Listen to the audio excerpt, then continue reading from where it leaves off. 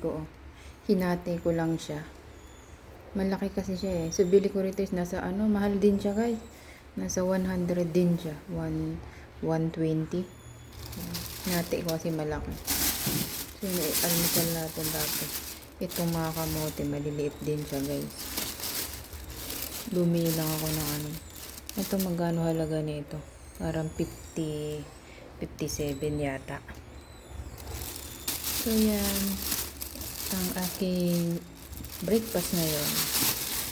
Steam lang. Siyempre, ito yung stock ko ng itlog guys. Oh.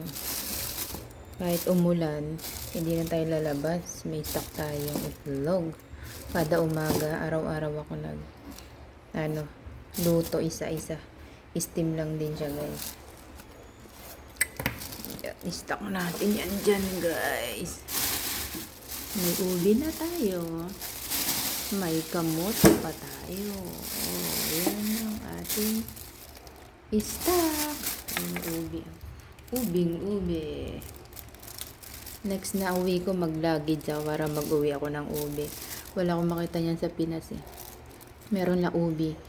Ubi na gabi. Hindi. Hindi nga gabi. Yung puti nga yun eh.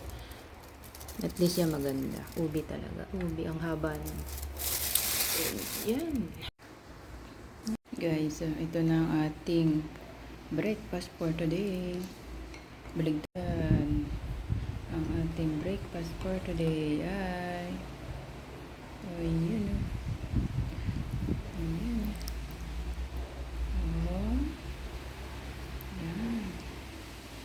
Sarap. Chia seed. Ang tamang pagkain sa umaga ng egg guys. Enjoy you guys. Hello. Try ko nga makapag-vlog dyan. Kung maka-edit ako.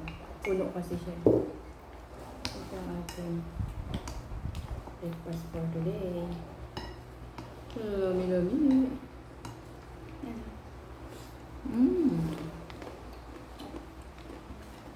Mukbang tayo. Mukbang.